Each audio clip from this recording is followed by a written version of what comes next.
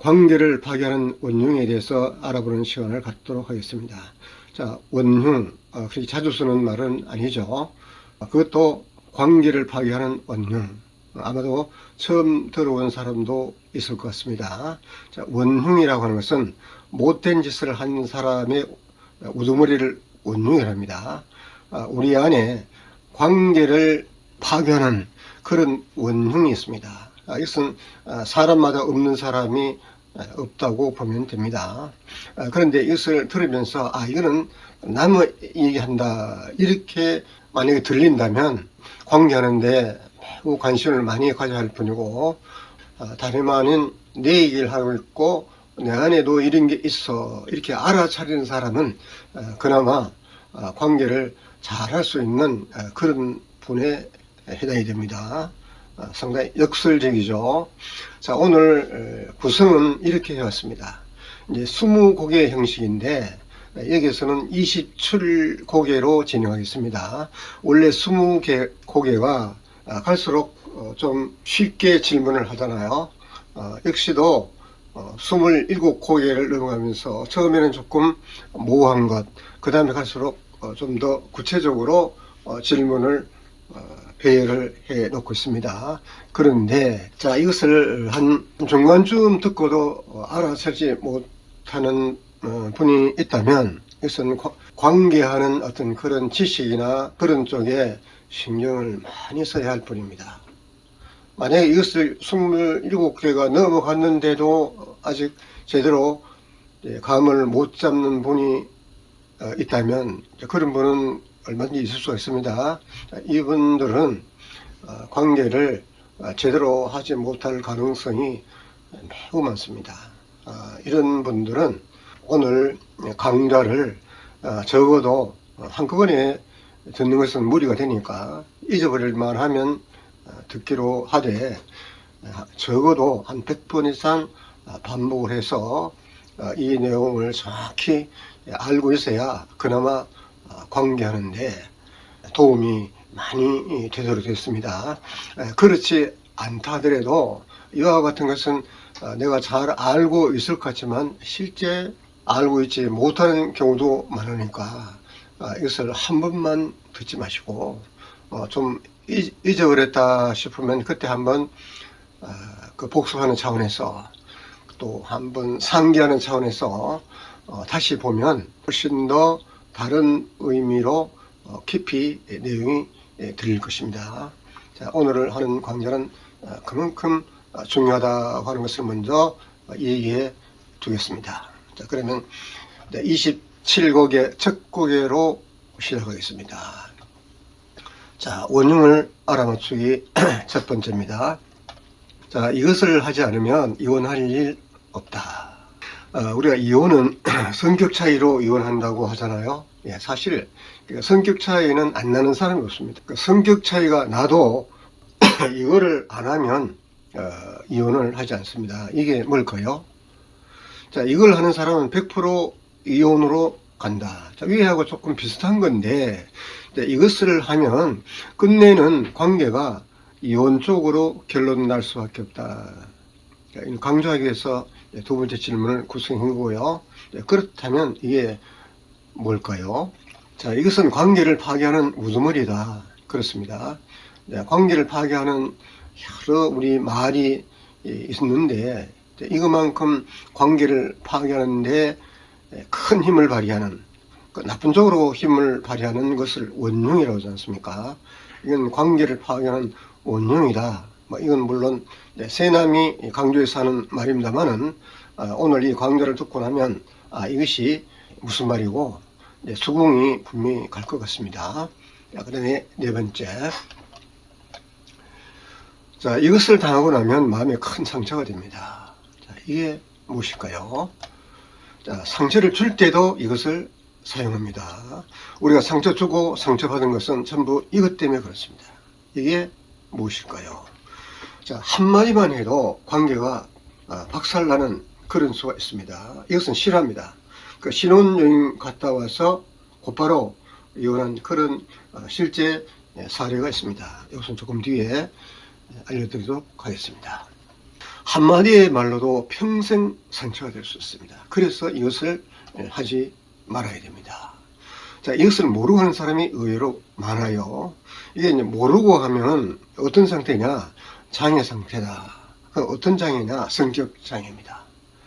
자, 이런 말 함부로 붙이는 것은 아닌데, 이거를 심하게 하는 사람은, 이건 사실 장애자에 비유할 수가 있습니다.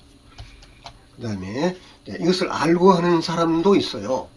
조금 전에는 모르고 한다고 그랬는데, 이걸 알고 하는 사람은 어떤 면에서 너무 무섭습니다. 이건 이제 알고 하는 사람은 조종하거나 통제하거나 가스라이팅 하는 사람인데, 그런데 가스라이팅은 모르고 하는 사람이 훨씬 더 많습니다. 모르고도 어떻게 가스라이팅하고 조종하고 통제합니까? 예. 이거는 배우기를 그렇게 배웠기 때문에 조종하고 통제하고 가스라이팅 하는 것을 고명하게 잘하는 사람이 있어요. 이런 거를 이제 좀 알아차릴 필요가 있습니다. 자, 그 다음에 10번째. 벌써 10번째가 왔네요. 10번째까지 오면서, 지금 이 원흉이 실체를 모르는 분은 인간관계 하는데 굉장히 신경을 많이 써야 될 겁니다. 자, 자기중심적인 사람으로서 이것을 많이 합니다. 자, 가장 성격이, 문제되는 성격이 뭔지 한번 생각해 보신 적 있습니까? 예, 자기중심성입니다. 이 자기중심성이 높으면 높을수록 모든 게 자기에게 맞춰져 있기 때문에 이것을 굉장히 편하게 합니다.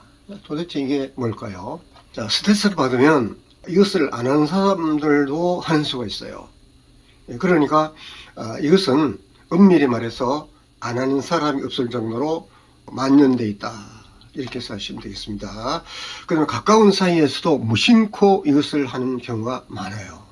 그런데 오히려 좀 관계가 멀면은 이것을 안 하거나 하더라도 조심해서 하는데, 오히려 가까운 사이에는 정말 편안하게 무심코 그렇게 하기 때문에 이 상처가 정말 생각도 못할 정도로 많아지는 수가 있습니다. 참 이걸 안 해야 되겠죠. 자, 이것만 안 해도 관계가 깨질 수가 있다. 이건 아까 했던 얘기가 이제 반복되는 느낌이 있는데, 정말 강조하기 위해서 이런 문항을 구성을 해봤습니다. 자, 이것을 자주 사용하는 만큼 관계는 깨지는 쪽으로 갑니다. 자, 같은 맥락이 되죠. 그 다음에 15번째, 그럼 이것이 언제 시작이 됐느냐? 이것은 부모들일 가능성이 높습니다. 여기 이제 정확한 표현은 부모들이라는 말보다는 양육자다라는 그런 말이 맞습니다.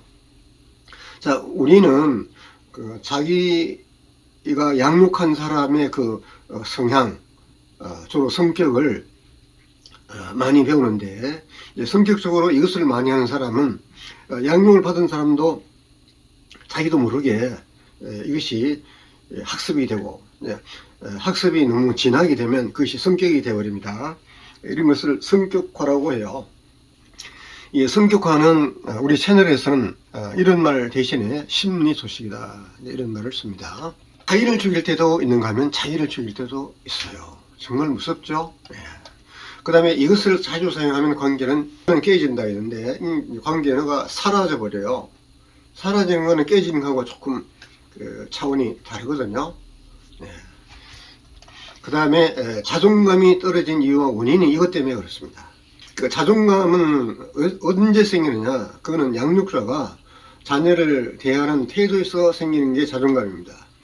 그런데 이거를 하는 부모님은 자녀들이 자존감이 떨어지기가 매우 쉽다라는 것입니다. 그 다음에 비방할 때도 이것을 많이 사용합니다. 그 다음에 무시할 때도 이것을 많이 사용합니다. 그 다음에 원망할 때도 이것을 많이 사용합니다. 사실은 이것은 표현만 다를 뿐이지 전부 같은 통속입니다. 그게 뭘까요? 두 자로 되어 있습니다. 아직도 이것을 모르셨다면 앞으로 인간관계 하는데 매우 조심해야 됩니다. 자, 그 다음에 22번째입니다. 단독 사회하는 법이 거의 없어요. 화를 내면서, 짜증을 내면서, 욕하면서, 경멸하면서, 경멸은 미워하는 정도가 아주 높은 것을 경멸이라고 부릅니다. 그 다음에 지적하면서, 방어하면서. 근데 사람의 방어는 적어도 한 수십 가지가 돼요. 그래서 또 방어하면서 이걸 사용합니다. 자아가 취약한 사람일수록 그 마음에 막한 손상을 줄 수가 있다. 그러니까 상처를 줄 수가 있다는 거죠. 특히 철없는 어떤 자기의식이 아직 잘 발달되지 않는 그런 어린애들에게는 이것을 하게 되면 엄청 취약해질 수가 있고 마음의 그 자존심에 손상을 줄 수가 있습니다. 자, 그 다음에 24번째. 자, 이것을 잘하는 사람일수록 자기는 받아들이지를 못해요. 참으로 역설이죠. 자기가 잘하는 거는 이해도가 높아서 오히려 남이 하면 그걸 잘 받아들이는 것이 상식인데 도리어 자기는 잘하면서 남이 하면 노발대발을 합니다. 이게 뭡니까? 25번째. 자, 이건 또 보상 심리가 있어요. 여기에는 물질적 보상과 심리적 보상이 있습니다. 그 다음에 이것을 많이 하는 사람은 공감을 못합니다. 그런가 하면 이것을 알고 사용하는 사람은 사실은 이제 엄밀히 말하는 거예요. 극소수입니다. 그러니까 이거를 알아야 안 합니다. 모르면 나도 모르게 합니다. 그래서 새남도 이것 때문에 이혼을 당한 거죠. 그래서 이것에 대한 정확한 인식을 할 계기는 내가 이혼 당했을 때고 이것을 연구했을 때는 또 여기에 대해서 많이 접했기 때문에 연구할 수 있었고 이게 바로 다름 아닌 내 자신이라는 걸 발견하고 그게 이제 개념 정리죠.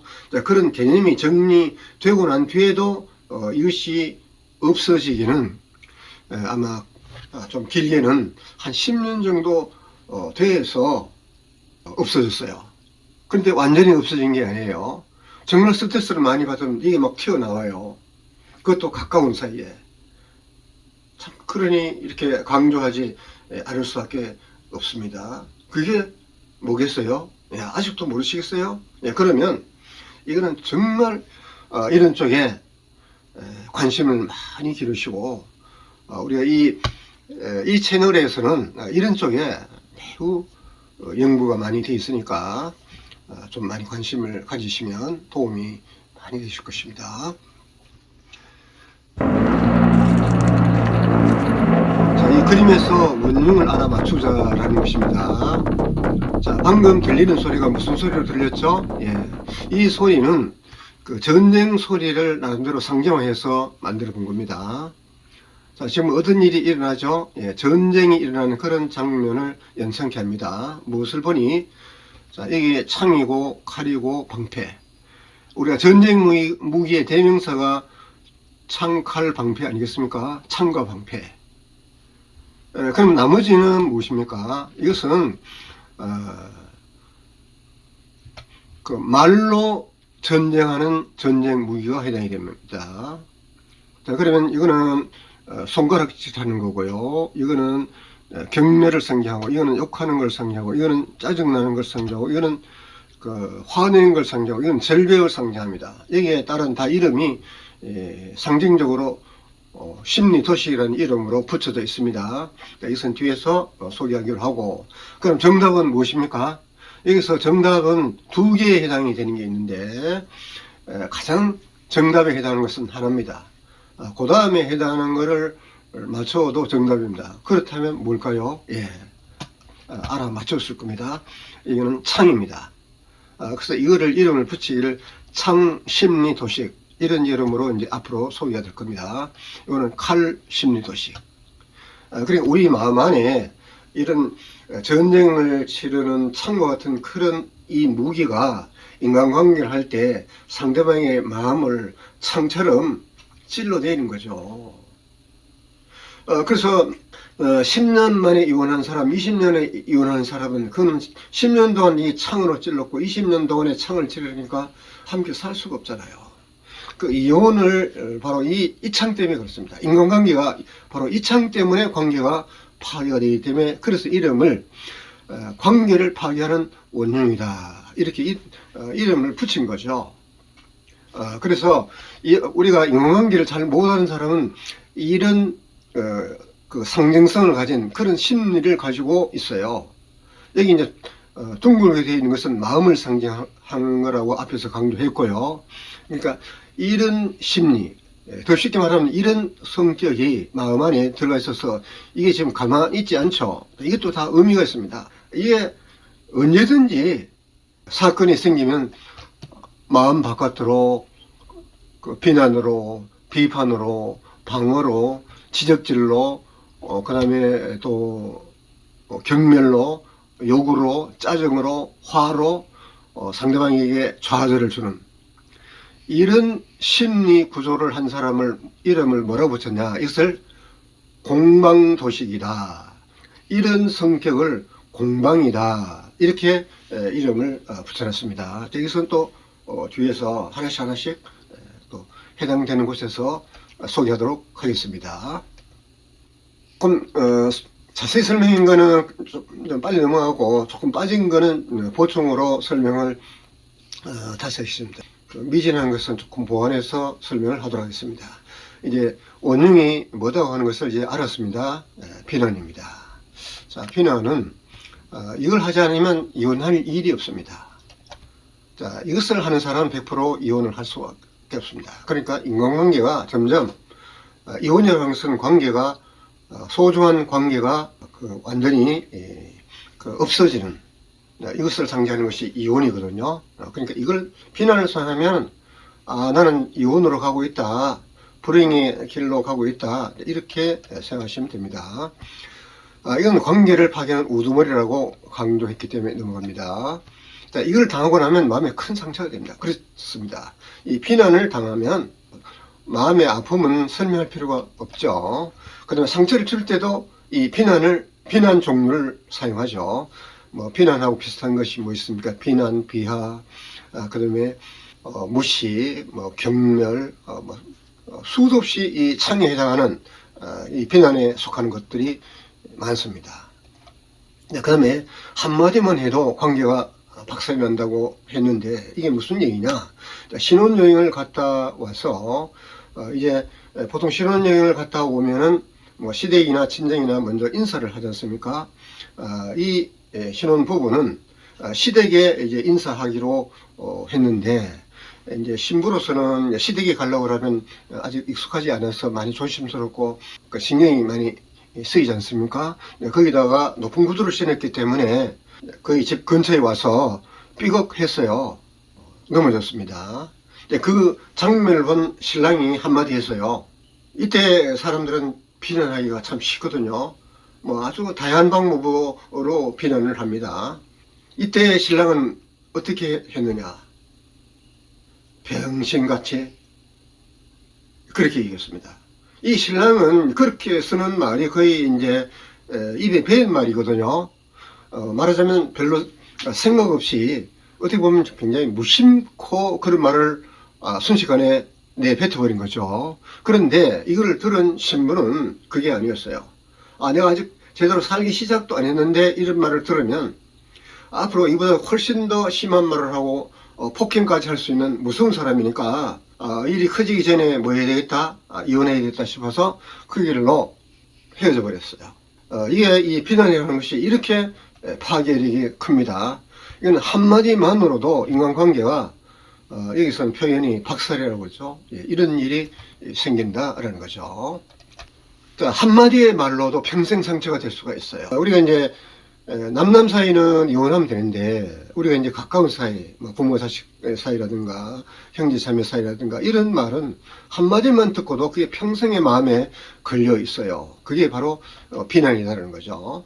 그러니까 이것을 모르는 사람이 많다고 조금 전에 소개했죠. 그렇습니다. 이거는 모르고 하기가 쉽습니다. 자, 어느 정도 하고 넘어갑니다. 자, 이것을 알고 하는 사람이 있다는 거죠. 이게 무서운 사람입니다.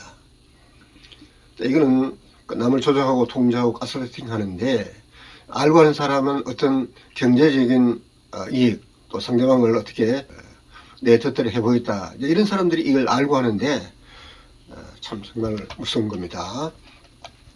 그 다음에 자기중심적인 사람일수록 이 비난을 많이 합니다. 자, 모든 게 자기중심에 맞춰져 있기 때문에 자기 마음이 안 들면 모든 게 자기가 기준이기 때문에 그래서 이 비난을 많이 합니다. 더 이해가 안 되는 거는 자기 중심적인 사람일수록 자기가 중심적이라는 사실을 그거만큼 모른다는 사실.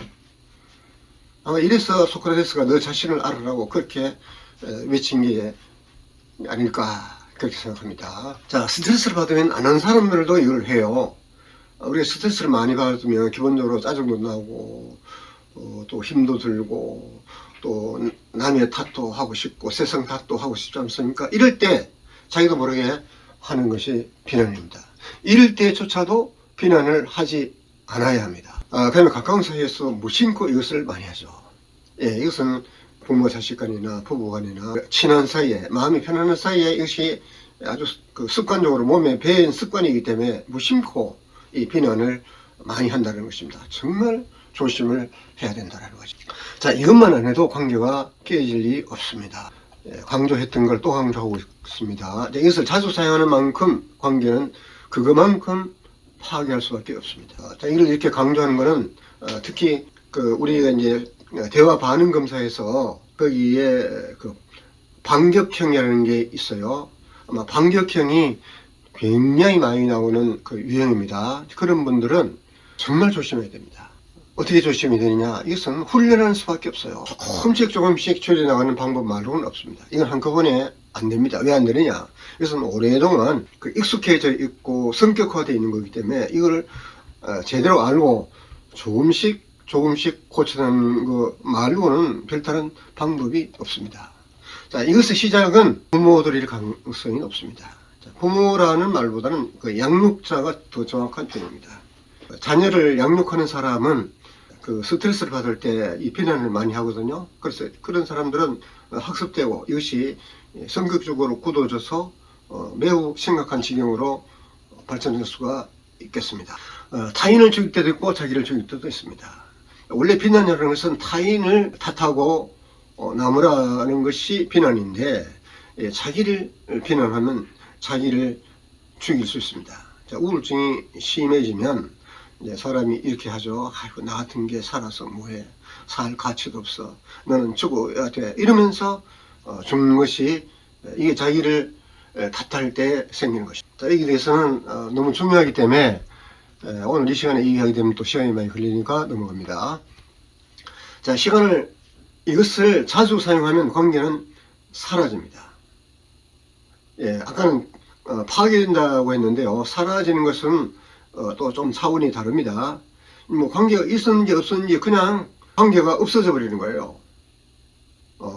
자, 이것도 또 뒤에 이해할 기회가 있습니다. 자존감 떨어진 이유가 바로 이 비난 때문에 그렇습니다.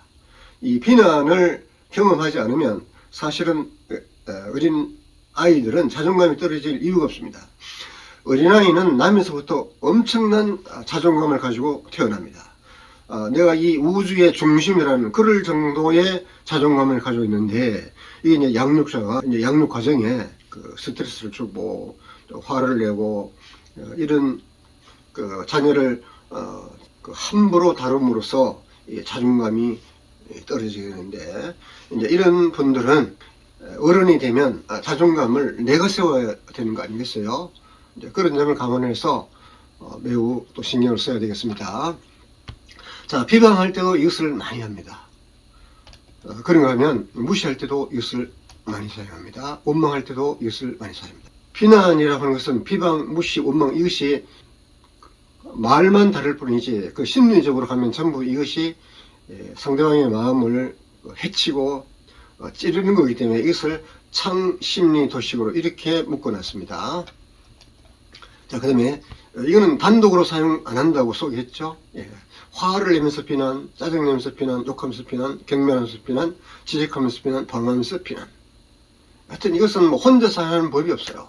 이것은 짜증내고 화내면서 비난, 욕하고 짜증내면서 화내면서 비난, 경멸하면서 지적하면서 방어하면서 비난. 이건 완전히 참 많이 하는 사람은요 가관입니다. 자, 그 다음에 자아가 취약한 사람일수록 마음에 막강한 손상을 줄 수 있다.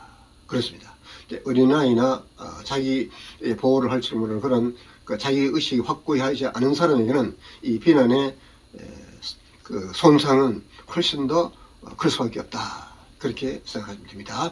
자, 이것을 잘하는 사람일수록 자기는 받아들이지 못한다. 웃기는 짬뽕 아닙니까? 치는 남을 많이 비난하면서 남이 자기를 비난하면 노발대발 경험해 보셨을 거예요. 그 다음에 자, 보상심리가 있다. 자, 어떤 보상심리가 있을까요? 물질적인 보상. 이거는 어떤 사람들이 많이 하느냐. 이것도 참 많이 합니다. 그 왕따하는 그 애들, 중학생들, 뭐 초등학생들, 애들은 막 물건을 뺏고 이렇게 할 때 꼭 이 비난을 씁니다. 그 심리적 보상을 하는 경우도 되게 많아요. 그건 뭐냐면은 우리가 이제 상처를 받고 기분이 나빠지면 어떤 심리가 생기죠? 예, 보복하고 싶은 심리가 생깁니다. 이거는 심리적으로 보상을 얻고 싶어서 비난을 합니다. 자, 그러니까 참 비난의 모양도 또 동기도 굉장히 다양하다 이렇게 말할 수가 있습니다. 자, 이것을 많이 하는 사람은 공감하지 못한다. 이건 한번 나왔던 얘기죠. 그래서 이거는 공감이라고 하는 것은 참 우리가 인간관계는 이제 너무나 중요하거든요. 이 공감관계를 왜 하느냐? 이 비난하는 사람의 심리 속에는 공감이라는 것은 없습니다. 자, 다음 시간에 강조하기로 하고요. 자, 이것을 알고 사용하는 사람은 많지가 않습니다. 세남도 참 이것 때문에 너무너무 아주 대가를 많이 치른 거 아니겠습니까? 해당되는 곳에 또 가서 얘기하도록 하겠습니다. 자, 조금 전에 들었던 소리를 다시 듣게 되니까 이거는 뭐다? 전쟁을 연기하는 거다. 우리 마음이 상징적으로 전쟁이 일어나 있다 하는 것을 아마 느낄 수가 있었을 것입니다. 인간관계를 잘 못하는 사람, 인간관계를 파괴적으로 하는 사람들은 바로 이런 모양의 상징성을 가진 그런 심리를 가지고 있습니다. 그래서 이를 전부 다 하나하나 심리도시라는 이름으로 분류를 해서 이제 다음 시간에 하나씩 소개를 하겠습니다. 자, 오늘 했던 것이 전체적으로 맛보기로 했지만 오늘 시간에 있었던 것은 매우 중요한 거니까 꼭 어떤 복습 잊어버릴만 하면 한번 봐서 이 심각성을 좀 생각해 보시고 좀 잘 정리를 해 두시는 것이 여기까지 들어주셔서 감사합니다.